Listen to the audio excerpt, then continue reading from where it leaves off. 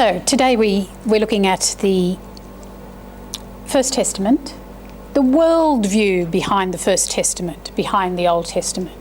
What is the background to that great collection of texts? I thought it might be good to start with a timeline and just present a fairly linear, and I've had to do it in two parallel lines because it's such a lot of history to cover, but to give a linear idea to the history behind the Old Testament. So we start with Abraham about 2000 to 1800 BCE. It's very hard to put a date because when I say history here, I'm putting it in inverted commas. We don't have evidence outside the Bible that actually says Abraham lived. We have bits of archaeological evidence that say some of the things that they did, like having a slave girl as a wife and the rights of the slave girl's child.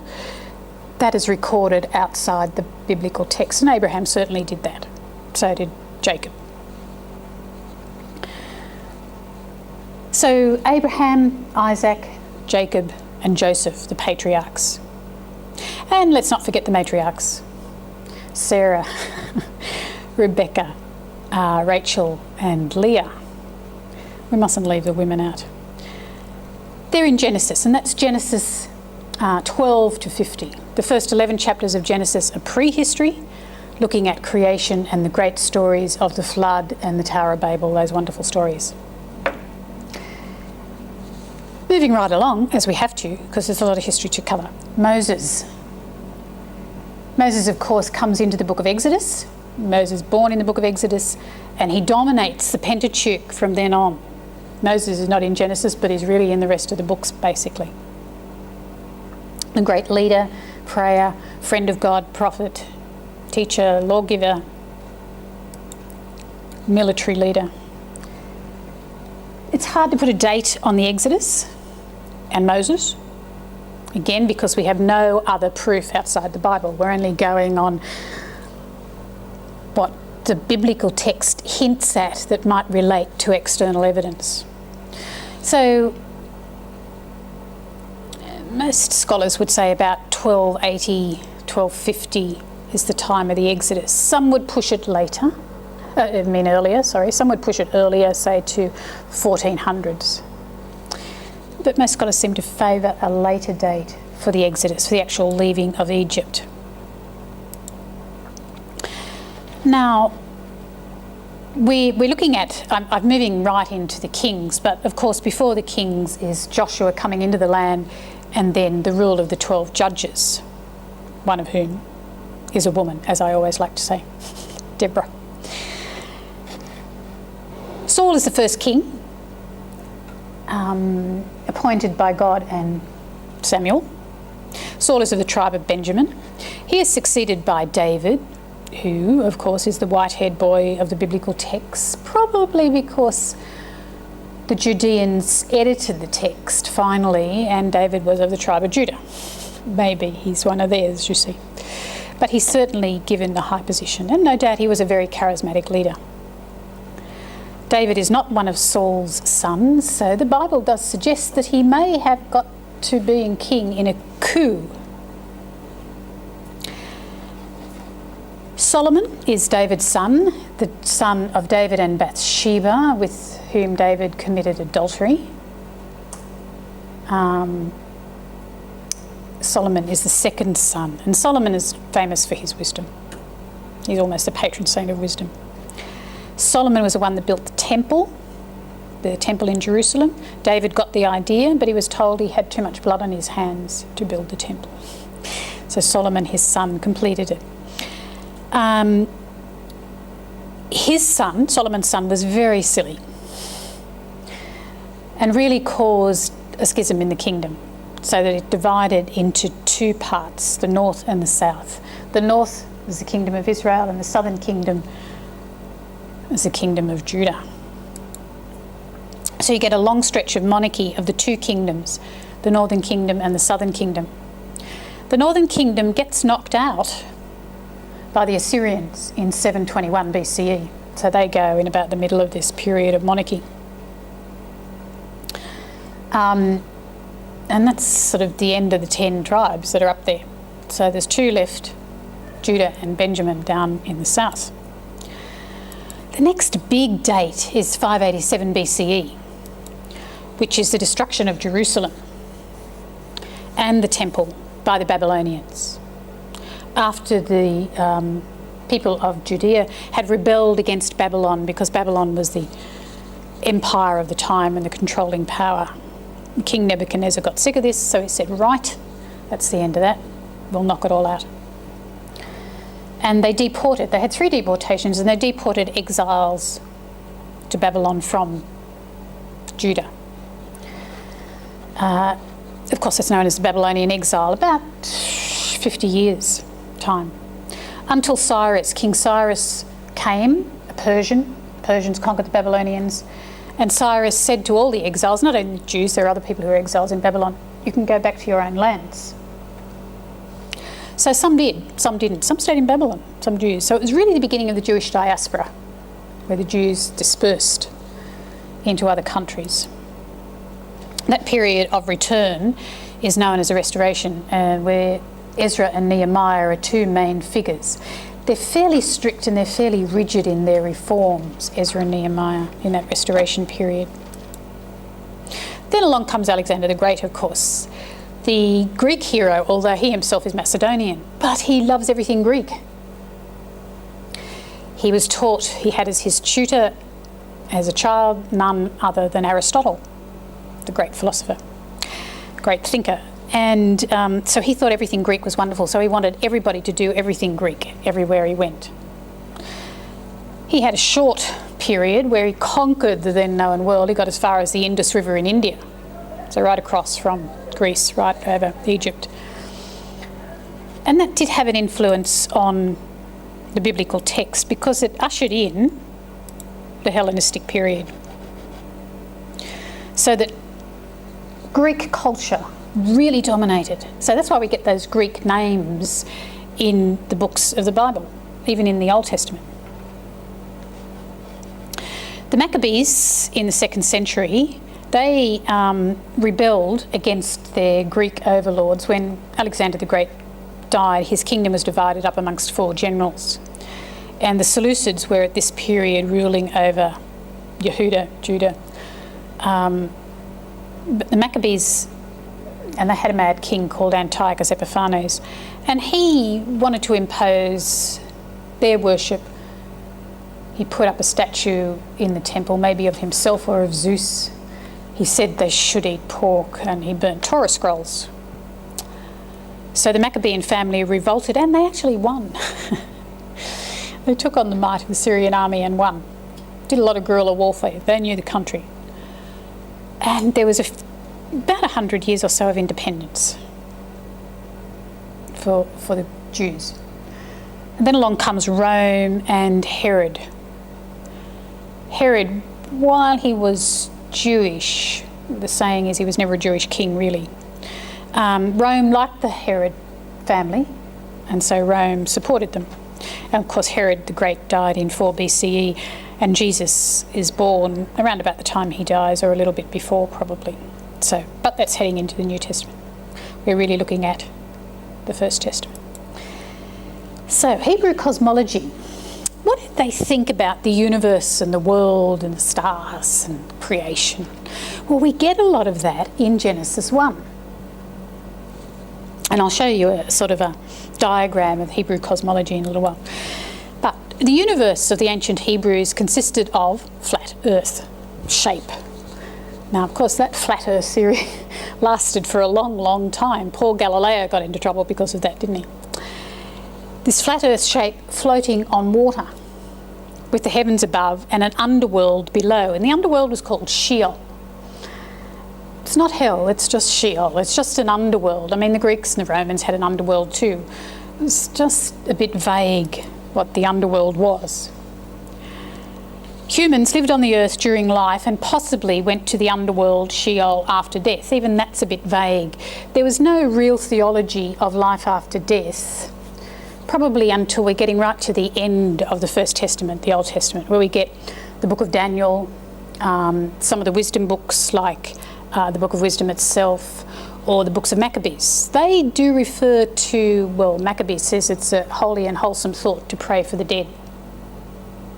So if they don't have life after death, there's no reason praying for them, is there? So they're really starting to think about a possibility of life after death. It's probably important to remember that the underworld, Sheol, was morally neutral. It wasn't a place of punishment, it was just a place that they didn't know too much about. Probably some people went there, but they weren't too sure.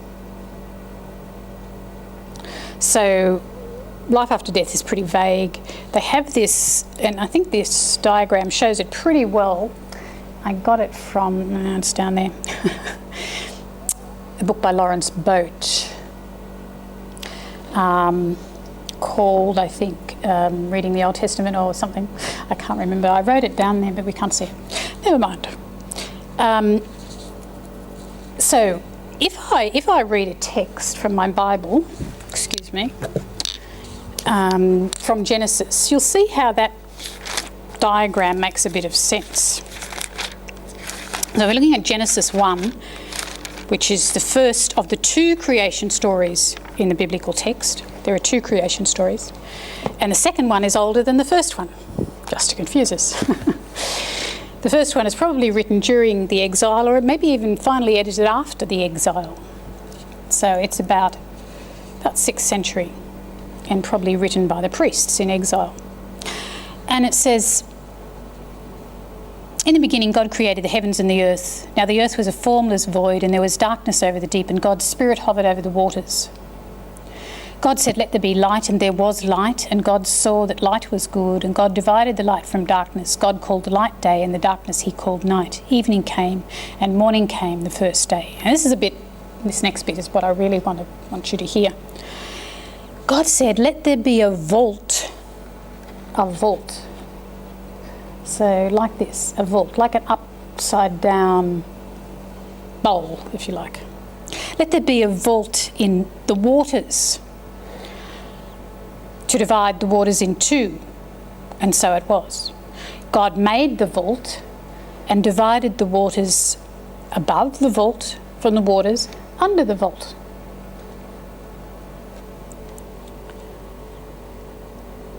God called the vault heaven. Evening came and morning came the second day. God said, "Let the waters under heaven come together in a single mass." Well, a bit like that, I suppose. "And let dry land appear," and so it was. God called the dry land earth and the mass of waters sea, and God saw that it was good. So further on in the Bible we also learn, so in this firmament there are the sun, the moon and the stars, which are mentioned later on in Genesis 1.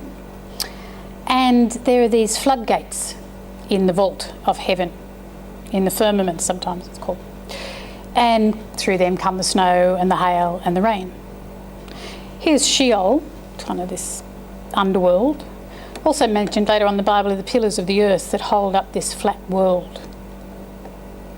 So that's basically not a bad diagram of their cosmology, their thinking. There are other influences on the worldview of the people of the First Testament. One of them is the land of Canaan that they go into. I mean, there are a lot of influences. I'm going to look at two others very briefly. The land of Canaan that they go into, with Canaanites living in it, and Ammonites, and Perizzites, and Jebusites, and Hivites, a lot of different people. And the exile, the Babylonian exile, a big influence, particularly on the biblical texts. So when they went into Canaan, there were people living there who had their own gods.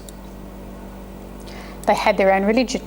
It was a very rich religion, very colourful, maybe even more colourful than what the Jewish people practice, probably.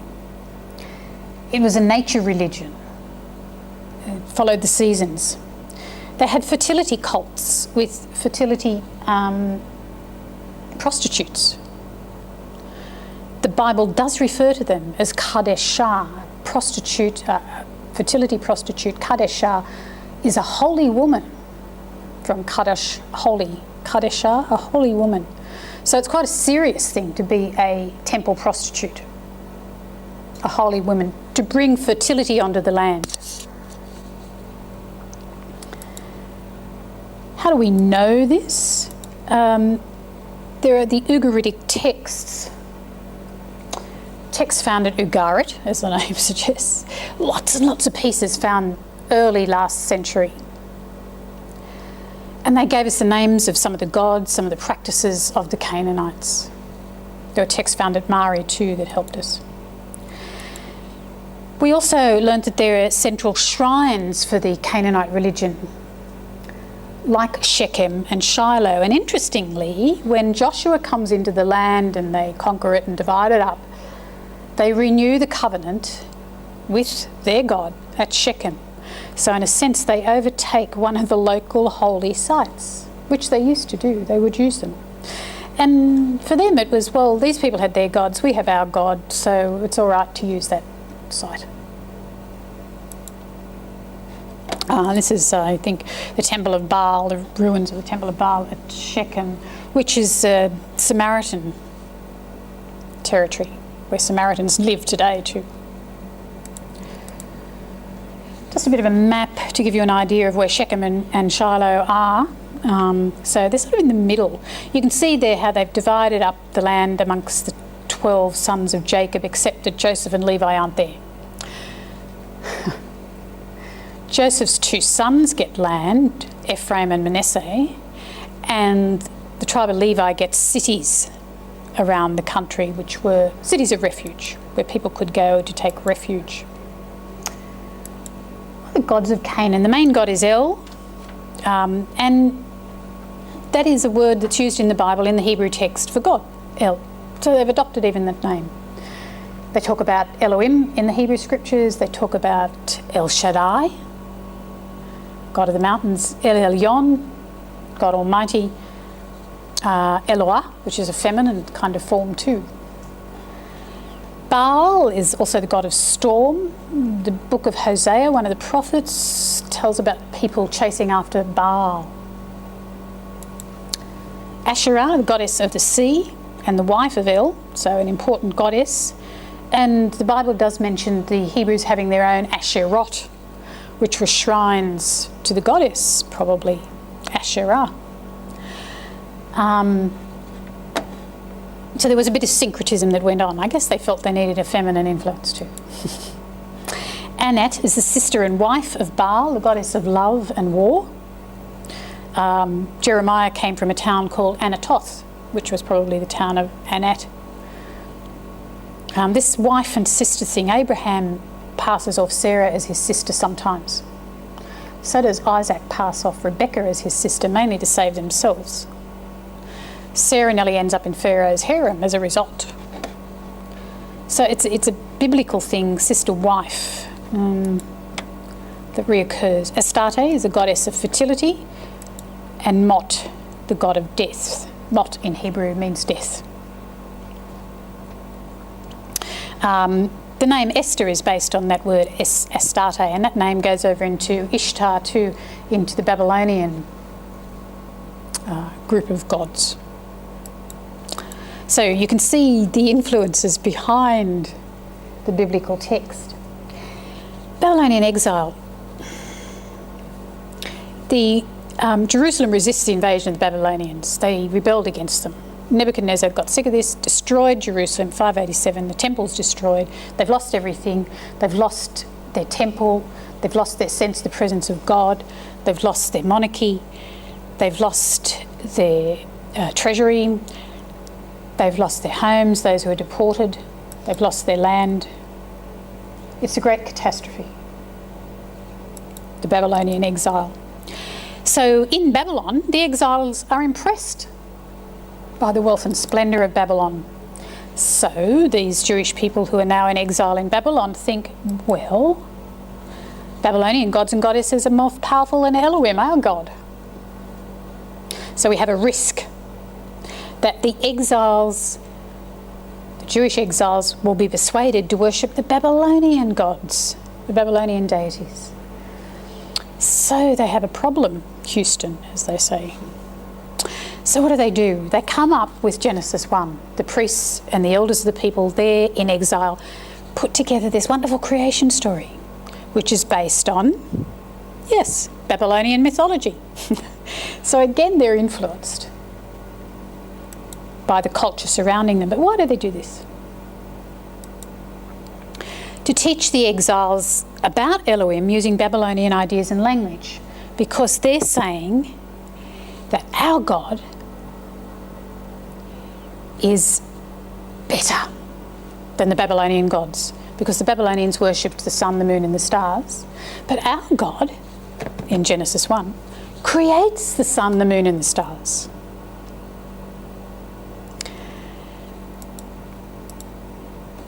I was going to look at Enumere Leash, but I just might move on to, because of the time factor.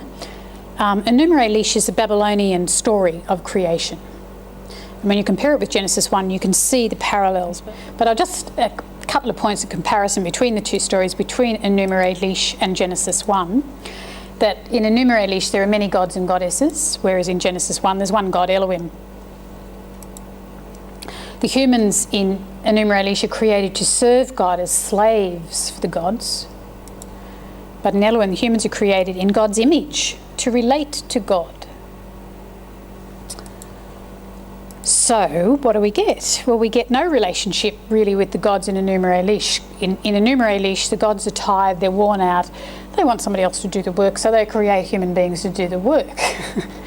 But our God, or the God of the Hebrew Scriptures, or the God of the First Testament, is not like that. Our God creates for relationship in God's image, an intimate relationship. And that is also picked up in Genesis 2, which is an earlier story, which obviously the people who wrote Genesis 1 knew. But nonetheless, they've based it on the pattern of Enumere Leash.